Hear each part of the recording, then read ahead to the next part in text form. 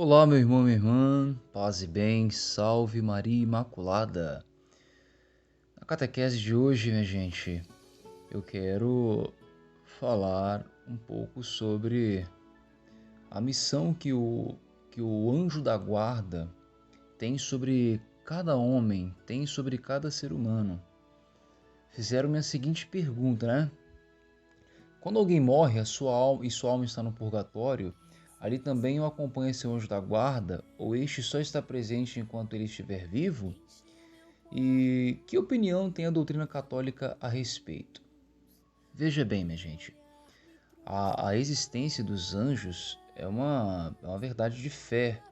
O testemunho da Escritura é tão claro como a, a, a unanimidade da tradição. Você vai encontrar lá no Catecismo da Igreja Católica, no parágrafo 328.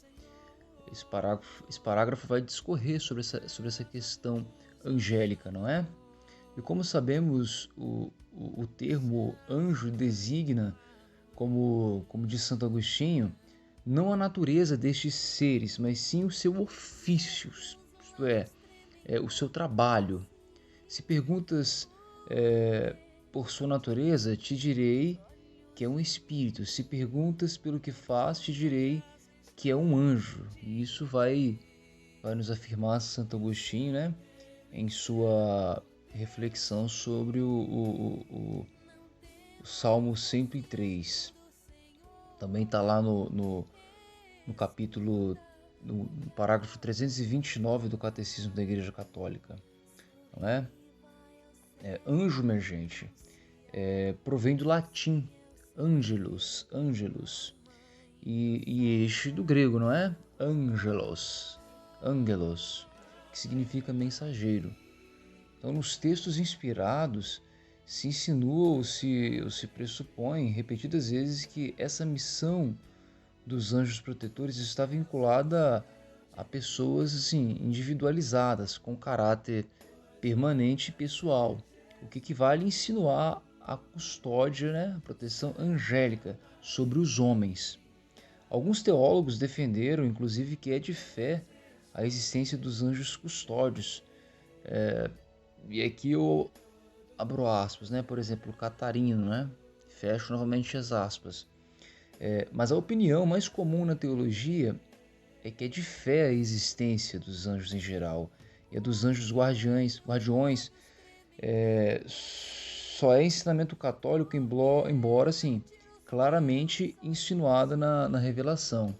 Como, por exemplo, assim se pode entender alguns textos do Antigo Testamento, como os do Gênesis, capítulo 48, versículo 16, Êxodo, capítulo 23, versículo 20, que diz assim, não é?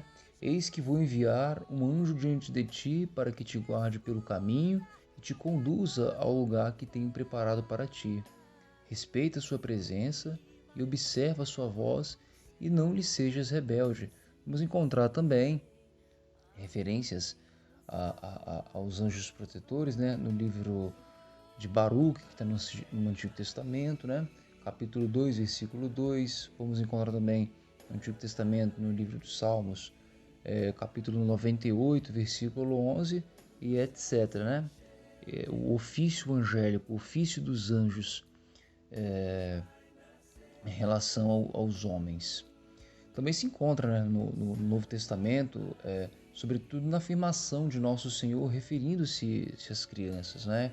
Que está lá no capítulo 18, versículo 10 do Evangelho de São Mateus. Não desprezeis nenhum desses pequeninos, porque eu vos digo que os seus anjos nos céus veem continuamente a face de meu Pai que está nos céus.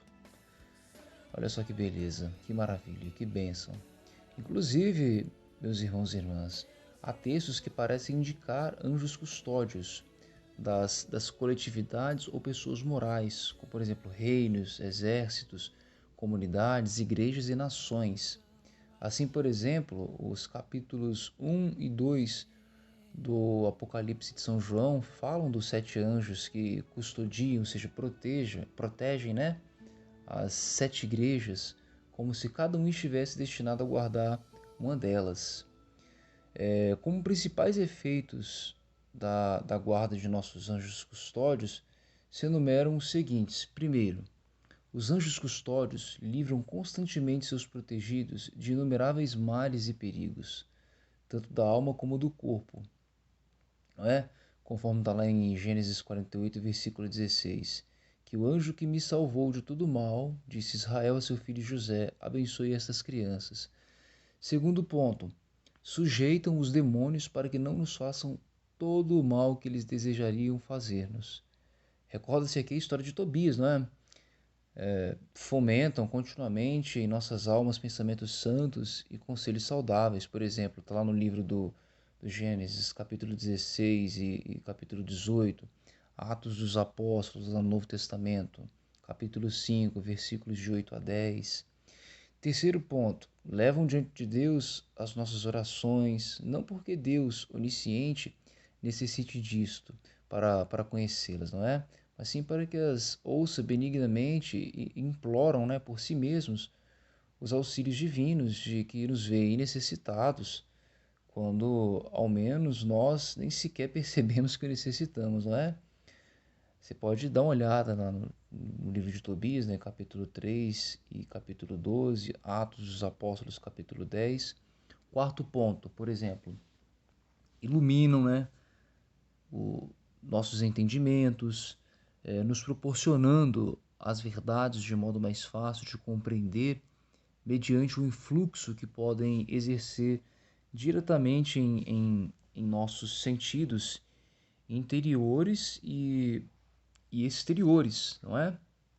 Quinto ponto, nos assistem particularmente, minha gente, na hora da morte, quando mais os necessitamos. Sexto ponto, é a opinião piedosa, não é? De muitos teólogos que os respectivos anjos custódios acompanham as almas de seus protegidos ou custodiados ao purgatório ou ao céu depois que estes morrem, não é?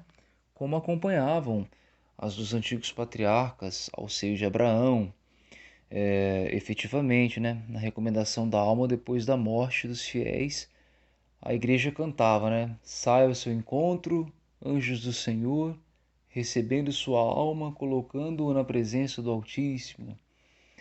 Que os anjos te levem ao seio de Abraão, não é?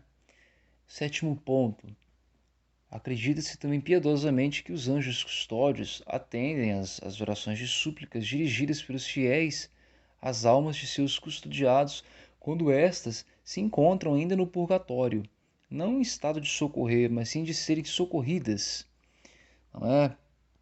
Isso quem vai nos dizer é Santo Tomás de Aquino, na Suma Teológica. De fato, as súplicas feitas às almas do purgatório dizem que são das mais eficazes. E oitavo e último ponto, né, minha gente? Por último, né, acompanharão eternamente no céu aos custodiados que consigam a salvação. Não para protegê-los, mas sim para reinar com eles. Aí já é uma questão de reinado, não é?